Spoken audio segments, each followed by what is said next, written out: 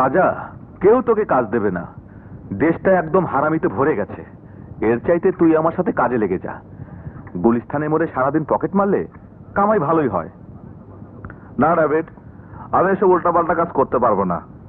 তাহলে তোকে না খেয়েই মরতে হবে। না খেয়ে মরতে হবে কেন? ব্যবস্থা একটা হবেই। Hello everybody. Hi Mary, Hi. তুমি এসে গেছো? হ্যাঁ। বসো। রাজা, এ হলো আমার ডার্লিং মেরি। মেরি, এ হলো আমার বন্ধু রাজা আর হাসান।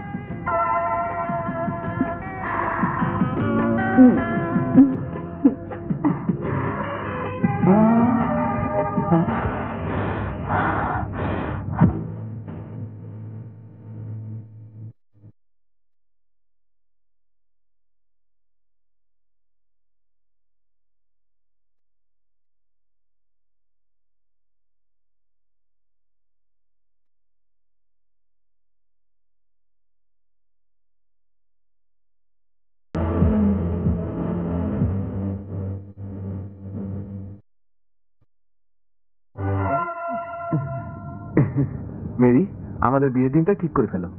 কখনো না। যতদিন তুমি একটা ভালো বাড়ি ভাড়া করতে না পারছো ততদিন না। আরে বাড়ি কেন, গাড়িও কিনে ফেলতে পারতাম। কিন্তু এই শালা রাজা আমার কথা শুনছে না। শালাকে সততা রোগে পেয়েছে। রাজাবাই তো ঠিকই বলেছেন। দেখো না সৎ পথে চলতে পারো কিনা। মেরি, তুমিও বলছো? হ্যাঁ।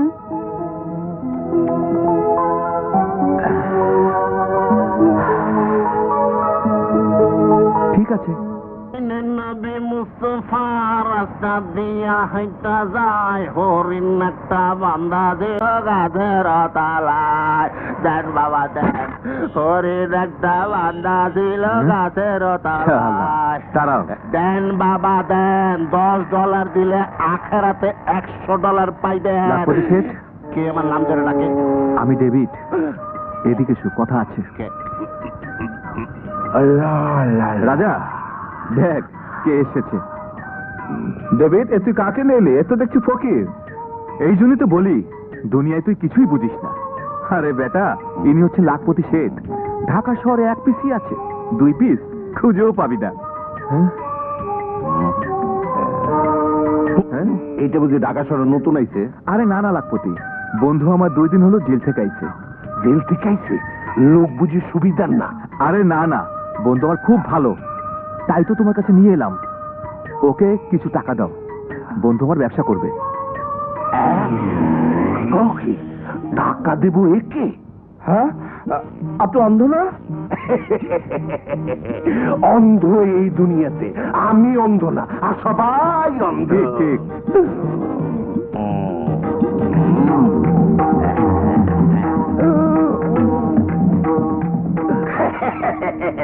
তোমার আমার পছন্দ হয়েছে, আমি তোমার টাকা দেব।